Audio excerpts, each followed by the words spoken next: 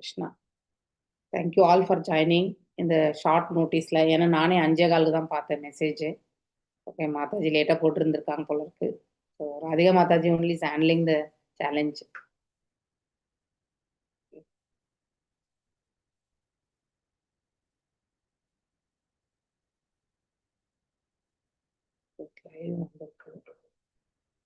Hare Krishna, ma'am, you're not audible. One second. I'm not audible? Now you're audible, ma'am. Okay, fine. Ma'am, after the short class, will you continue your Bhagavata message? Regularly continue. Yeah. Thank you. Hare Krishna. So today we are going to stop the live, ma'am. After the live, stop and then restart your new. Yeah. I will close this. I have given as a Krishna Balaram challenge. Sure. Thank you, ma'am. Hare Krishna. Hare Krishna. Okay. So நாம் எல்லாருமே இன்னைக்கு கிருஷ்ணருடைய வருகை அதை பற்றி பேசலாம். Okay, Krishna book ரீடிங்ல நம்ம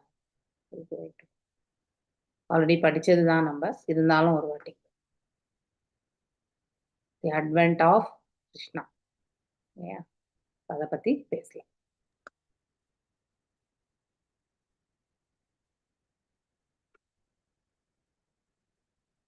so இங்கே வந்து நம்ம ரீடிங் மாதிரி இல்லை, நான் ஜஸ்ட் நானே வந்து வாசிச்சுட்டு உங்களுக்கு எக்ஸ்பிளைன் பண்ணிடுறேன். ஓகே,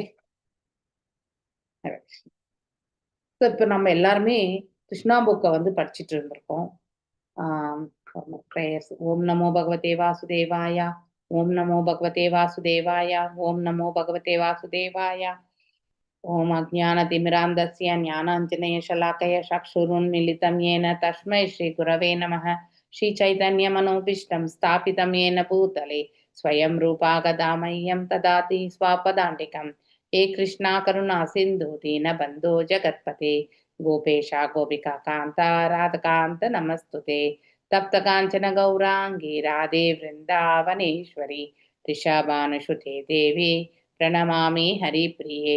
वाञ्छकल्पदारूभ्यश्च कृपा सिन्धुभ्येव च पतितानां पावनेभ्यो वैष्णवेभ्यो नमो नमः. जय श्री कृष्ण चैतन्य प्रभु नित्यानंद श्री अद्वैत गदाधर श्रीवासदि गौरभक्तवृंद. नमो ओं विष्णुपादाय कृष्ण प्रेष्ठाय भूतले श्रीमती भक्तिवेदांत स्वामिनिधि नामिने.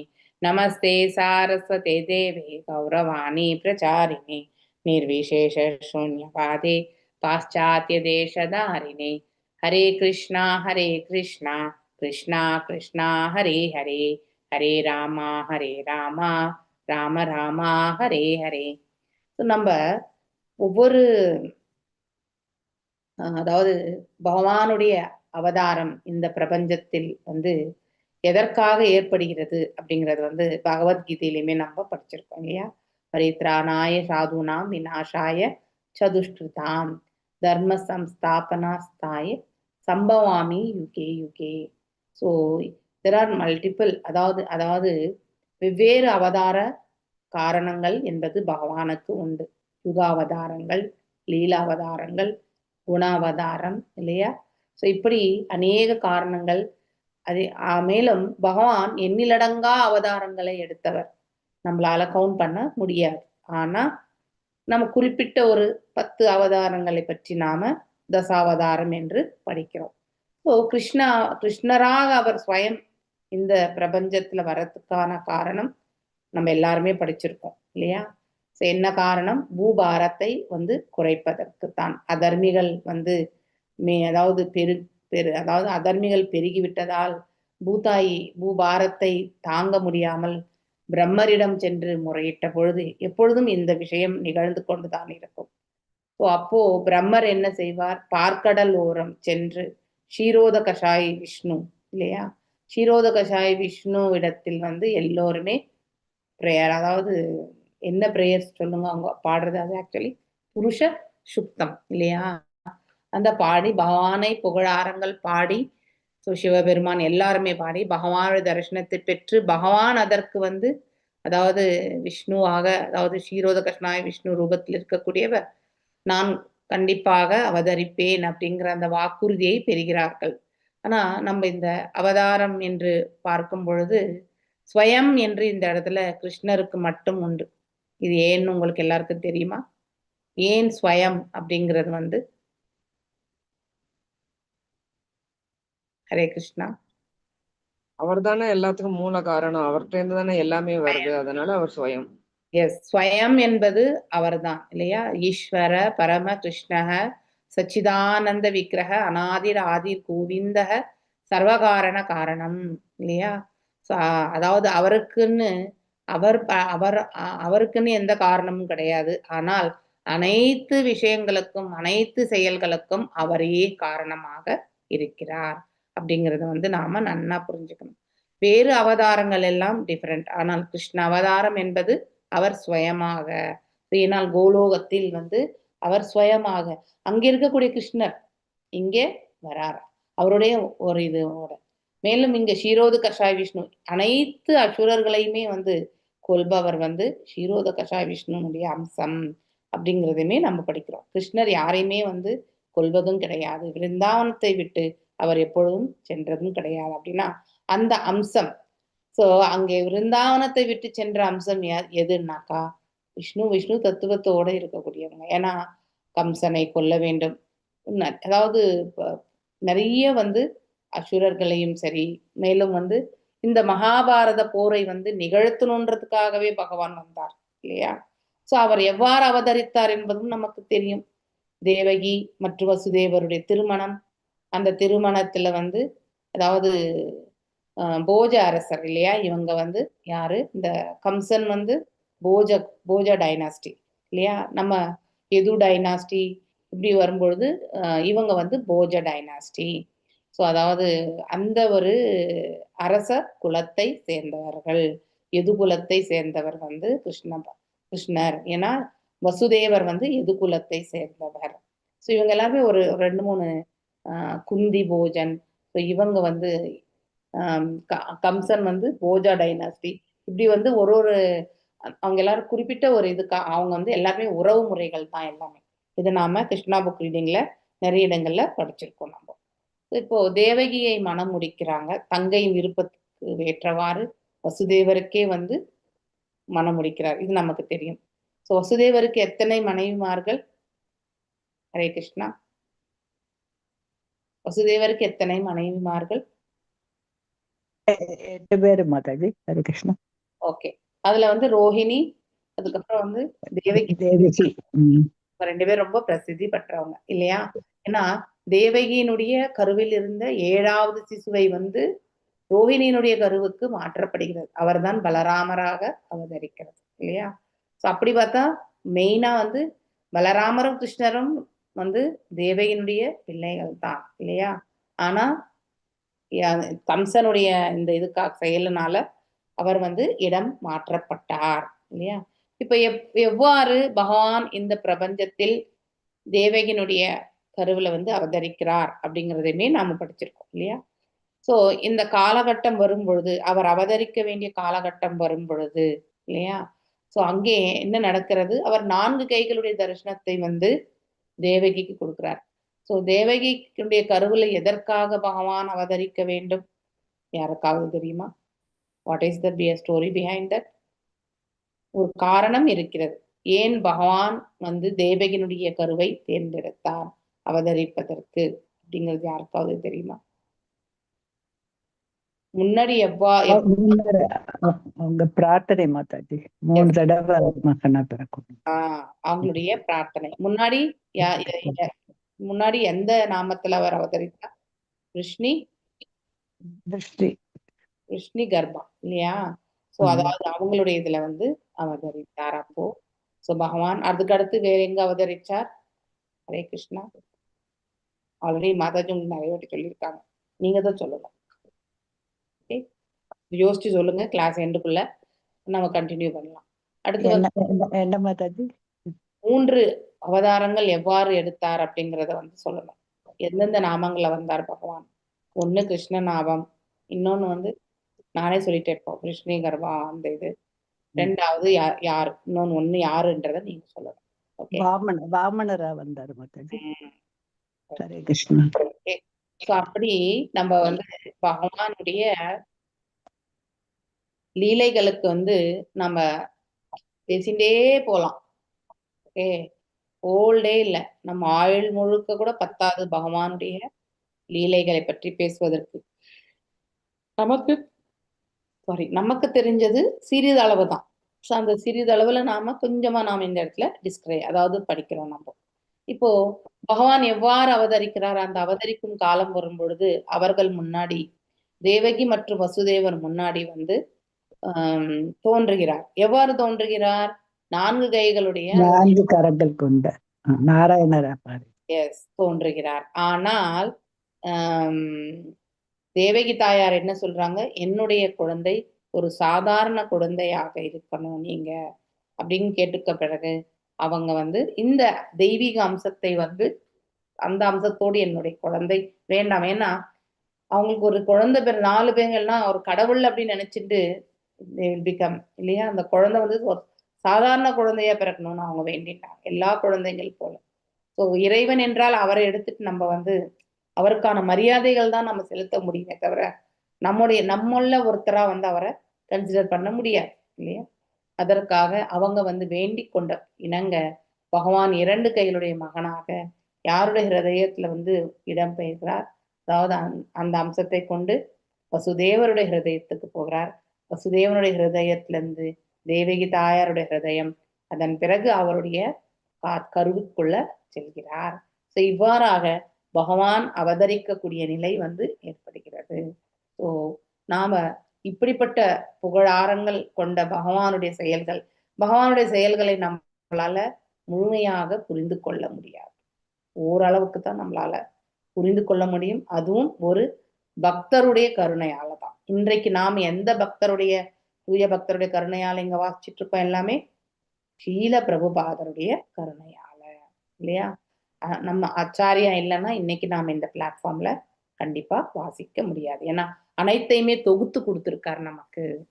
ஸோ இவராக பகவான் வந்து யாருடைய கருவுல வந்து ஜனிக்கிறார்? தேவகியினுடைய கருவுல வந்து ஜனிக்கிறார். ஸோ வசுதேவர். ஸோ இதுக்கு முன்னாடி இந்த நிலை வரும்பொழுது திருமணமான பிறகு அசரீரி வருது இல்லையா? இப்போ பகவான் எவ்வாறு அவதரிக்கிறார்ன்றது படிச்சோம். ஆனா எப்பொழுது எந்த சூழ்நிலையில அவதரிக்க போகிறார் என்பதை நம்ம படிக்கல இல்லையா? வசுதேவருக்கும் தேவகிக்கும் திருமணம் முடிந்த பிறகு, அதாவது கணவன் வீட்டுக்கு வந்து அழைத்து செல்வதற்கு கம்சன் என்ன பண்றான்? அவனே வந்து ரத சாரதியாக ஆகிறான். ஸோ கம்சன் எப்படிப்பட்டவன்? அசுர இயல்புகளை கொண்டவன் இல்லையா? ஸோ இருந்தாலும் தங்கையின் மீது இருந்த அன்பினால் தானே வந்து சீரோட எத்தனை பணிப்பெண்களை எல்லாம் கொண்டு அந்த அதாவது தன்னுடைய தங்கையை வந்து தன்னுடைய ரதத்துல அமர்த்தி, அதாவது கணவனும் மனைவியை அமர்த்தி அவரே ரதத்தை ஓட்டி செல்கிறார். செல்லும் பொழுது ஒரு அசரீரி என்பது வானில் இருந்து கேட்கிறது. என்னன்னு கேட்கிறது? ஆக்சுவலி உன்னுடைய அதாவது தேவகியினுடைய 8வது குழந்தை வந்து உன்னை வந்து கொல்ல போகிறார் அப்படிங்கிற ஒரு அசரீரி கேட்கிறது. ஏன் இந்த அசுரீரி அவர்கள் வந்து அதாவது அசரீரி கேட்டது எதனாலன்னா, கம்சன் வந்து தன்னுடைய தந்தையுமே வந்து அடைத்து ஜெயில போட்டாச்சு இல்லையா? காலகிரகத்துல. மேலும் இப்ப தங்கையுமே போடுவார். ஸோ தான் ஆட்சி புரியணும். அதாவது யாருக்கு ஒருத்தருக்கு வந்து பௌதீகத்தின் மீது அதாவது அதிகமான ஈடுபாடு, அதிகமான தேவைகள் இல்லையா? எல்லாம் என்னது, எல்லாம் எனக்கே அப்படிங்கிற அந்த உணர்வுகள் வருது. அது வந்து அசுர இயல்பு. ஸோ கம்சன் அத்தகைய இயல்புகளை கொண்டு பிறந்தவன். தான் ஆளணும்னு சொல்றதுனால தன்னுடைய தந்தை என்றும் பாராமல் அவரை வந்து காலாகிரகத்தில் அடைக்கிறார். இப்பொழுது இந்த அசுரரை கேட்ட பிறகு உடனடியாக அவன் என்ன செய்கிறான்? தன் இடுப்பிலிருந்து அந்த வாளை உயர்த்தி, இப்பொழுதே என்னுடைய தங்கையை கொள்கிறேன். If you kill her. அப்போ அதாவது கில் பண்ண அவரை கொல்லணும்னு நினைக்கிறாங்க. அப்போ வசுதேவர் வந்து தடுத்து நிறுத்துறார் இல்லையா? அதாவது உனக்கு என்ன? உன்னுடைய தங்கையினுடைய கருவுல இருக்கக்கூடிய குழந்தைதான் உனக்கு வந்து கொல்ல போகிறது இல்லையா? உன் தங்கை எதுவும் கொல்ல போறதில்ல. அசரீரி அப்படி சொல்லல. அப்படி இருக்கும் பொழுது நான் உனக்கு அந்த 8வது குழந்தைக்கு வந்து உனக்கு நான் வழங்குகிறேன் அப்படிங்கிறதுமே, நீ அந்த 8வது குழந்தையை எடுத்துக்கோ அப்படின்றது வந்து சொன்ன பிறகு ஸோ இவங்களை வெளியில விட முடியாதுன்றதுக்காக என்ன பண்றான், காலாகிரகத்தில் அடைத்து விடுகின்றான் இல்லையா. இவ்வாறாக அவருடைய காலம் வந்து அந்த காலாகிரகத்திலேயே வந்து செல்கிறது. 6 குழந்தைகளையுமே வந்து ஒவ்வொரு குழந்தையுமே பிறக்கும் பொழுது வந்து அதை வந்து கொன்று விடுகின்றான் இல்லையா. ஸோ இவ்வாறாக சென்று கொண்டே இருந்தால் என்ன பண்றதுன்னு 7வது குழந்தைய வந்து யாருடைய ரோஹிணி தாயாருடைய கருவுக்கு மாற்றப்படுகிறது. ஸோ அதன் பிறகு குழந்தை அதாவது பிறக்கவே இல்லை என்ற அந்த ஒரு நிலை வந்து சொல்லப்பட்டது. ஸோ 8வது குழந்தை பிறக்கும் பொழுது இங்கே யாருடைய தியாகம் இருக்கிறது சொல்லுங்க. அதாவது நந்தகோபுரம் மற்றும் யசோதனுடைய தியாகத்தை நாம கருத வேண்டும் இல்லையா. யசோதை அப்பொழுதுதான் வந்து குழந்தை, அதே காலகட்டத்தில் வந்து ஒரு குழந்தை. அந்த குழந்தை யாரு சொல்லுங்க, மகாமாயை இல்லையா. ஸோ அந்த குழந்தை வந்து மகாமாயை. ஸோ இப்படி அந்த சுரூபத்தை கொண்டு அந்த குழந்தை தான் அந்த குழந்தை கொல்லும் பொழுது அப்போ வந்து அந்த தேவி வந்து தோன்றி வந்து உன்னைக்கான கொல்லப்படும் உன்னை கொல்றதுக்கான குழந்தை ஆல்ரெடி பிறந்தாச்சு இல்லையா, அது எங்கேயோ வளர்ந்துட்டு இருக்கு. ஸோ அதனால வந்து நீ அதாவது மடிவது என்பது கண்டிப்பாக நிகழும் என்று சொல்லி அந்த குழந்தையுமே வந்து மறைந்து விடுகிறது இல்லையா. ஸோ குழந்தைய கொல்ல முடியாது. ஸோ அதாவது இந்த குழந்தை யார், அந்த பெண் குழந்தை யாருக்கு பிறந்தது, நந்தகோபுரம் மற்றும் யசோதை இல்லையா. ஸோ இப்படி இவ்வாறாக வந்து பகவானுடைய அவதாரம் என்பது இந்த பிரபஞ்சத்தில் நிகழ்ந்தது. ஒவ்வொரு யுகத்திலும் சரி, ஒவ்வொரு காலகட்டத்திலுமே எங்கே அதர்மம் என்பது தழை தோங்கி நிற்கின்றதோ அங்கே பகவானுடைய அவதாரம் கண்டிப்பாக நிகழும். ஸோ கலியுகத்துல பகவான் யாராக வந்தார், சைத்தன்ய மகாபிரபுவாக வந்தார் இல்லையா. ஸோ அவர் ராதையினுடைய பாவமும் ராதாராணியுடைய பாவத்தையும் அடுத்து வந்து கிருஷ்ணருடைய ரூபத்தையுமே கொண்டு வந்தவர். ரூபம் மற்றும் அம்சம் இரண்டுமே வந்து கொண்டு பகவான் சைத்தன்யர் வந்து அவதரித்தார். அவருடைய லீலைகளையுமே நாம படிச்சிருக்கிறோம், நம்ம படிச்சுட்டும் இருக்கோம். நம்ம இப்போ இந்த குழந்தை கிருஷ்ணாவை நம்ம எல்லாருடைய வீட்டுக்குமே அழைத்து செல்வோம். இந்த அழைப்பை இன்றைக்காக தொடங்கக்கூடிய இந்த சேலஞ்சிங் செஷன் ஸோ ஜென்மாஷ்டமி வரைக்குமே செல்லும், வெவ்வேறு மொழிகள்ல. ஸோ இன்றைக்கு தமிழ் மொழியினுடைய ஆப்ஷன்ன்றது வந்தனால நாம் இன்னைக்கு இந்த சேலஞ்சை வாசிக்கிறோம். ஓகே, ஹரே கிருஷ்ணா. இதை நான் இன்னைக்கு இந்த செஷனை முடிக்கிறேன். நாம இப்போ வில் கோ டு த நம்முடைய ரெகுலர் பாகவதம் கிளாஸ் நம்ம பண்ணலாம்.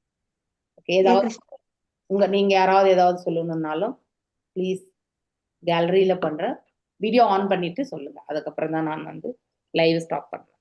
Hare Krishna. You can speak out. Hare Krishna. கிருஷ்ணரை எல்லாரையும் நம்ம வீட்டுக்கு வரவழைப்போமா? ஹரே கிருஷ்ணா.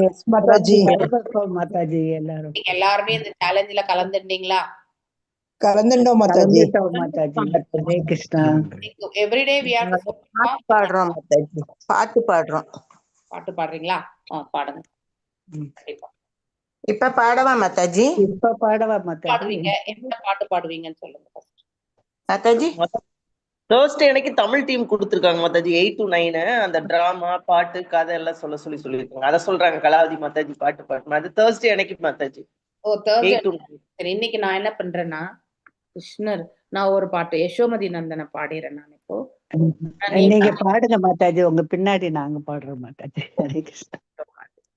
ஹரே கிருஷ்ணா மாதாஜி. அது ஸ்கிரீன்ல போடுறீங்களா மாதாஜி?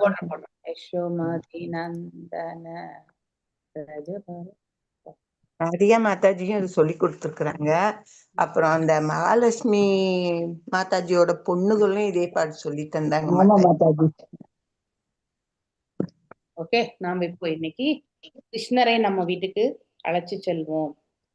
யசோமதி நந்தன பிரஜவருணாகர கோகுல ரஞ்சன கானா. யசோமதி நந்தன பிரஜவருணாகர கோகுல ரஞ்சன கானா. கோபி பரநதன மதன மனோஹர கோபி பரநதன மதன மனோகர அலிய தமன விதான காளிய தமன விதான யசோமதி நந்தன பிரஜபருநாகர கோகுல ரஞ்சன கானா யசோமதி நந்தன பிரஜபருணாகர கோகுல கோகுல ரஞ்சன ரஞ்சன அமல ஹரி நம ஹமிய விலாச விபின புரந்தர நவீன நகர போர அமல ஹரி அமிய விலாச விபின புரந்தர நவீன நகர வாசா பம்சி பதன சுவாசா யசோமதி நந்தன பிரஜபருநாகர கோகுல ரஞ்சன கானா யசோமதி நந்தன பிரஜபருணாகர கோகுல ரஞ்சன கானா ஜன பாலன அசுரகுல நாசன பிரஜன பாலன அசுரகுல நாச நந்த கோதான ரகோவலா பிரஜன பாலன அசுர குல நாசன நந்த கோதான ரகுவாலா நந்த கோதன ரகுவாலா. எல்லாரும் ஒரு டைம்ல ஸ்டார்ட் பண்ணுங்க. ஒருத்தர் ஒரு டைம்ல ஸ்டார்ட் பண்ணீங்கன்னா நல்லா வராது. ஓகே. கோவிந்த மாதவ நவநீத தஸ்கர பாடுங்க. கோவிந்த மாதவ நவநீத நந்த கோபாலா சுந்தர நந்த கோபாலா நந்தன பிரஜன நாகர கோகுல ரஞ்சன கானா யசோமதி நந்தன பிரஜபருணாகர கோகுல ரஞ்சன கானா யமுன தட்டச்சர கோபி பசன ஹர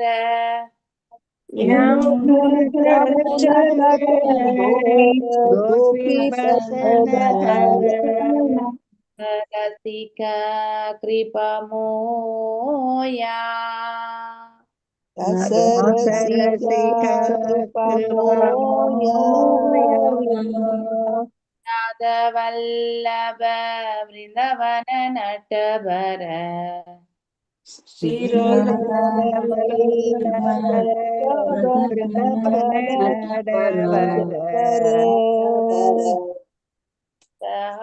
சஹசாயா பகதி வினோதாஸ்ரயா யோமதி நந்தன பிரஜபர பாகர கோகுல கானா யசோமதி நந்தன பிரஜபருணாகர கோகுல ரஞ்சன ஹரே கிருஷ்ணா ஹரே கிருஷ்ணா கிருஷ்ண கிருஷ்ணா ராம ஹரே ராம் ராம் ஹரே ஹரே. ஓகே. வாஞ்சகல்பதாரூபியஸ்ய கிருபா சிந்துபியேவ ச பதீதானாம் பாவனேபியோ வைஷ்ணவேபியோ நமோ நமः. अनंत कोटि वैष्णव वृंद की जय. नाम आचार्य हरिदास ठाकुर की जय. हे कृष्णा हरे हरे कृष्णा कृष्ण कृष्ण हरे हरे, हरे राम राम राम हरे हरे. ஓகே. நான் இந்த சேலஞ்ச் ப்ரோக்ராம் ஸ்டாப் பண்றேன். ठाकुर की जय.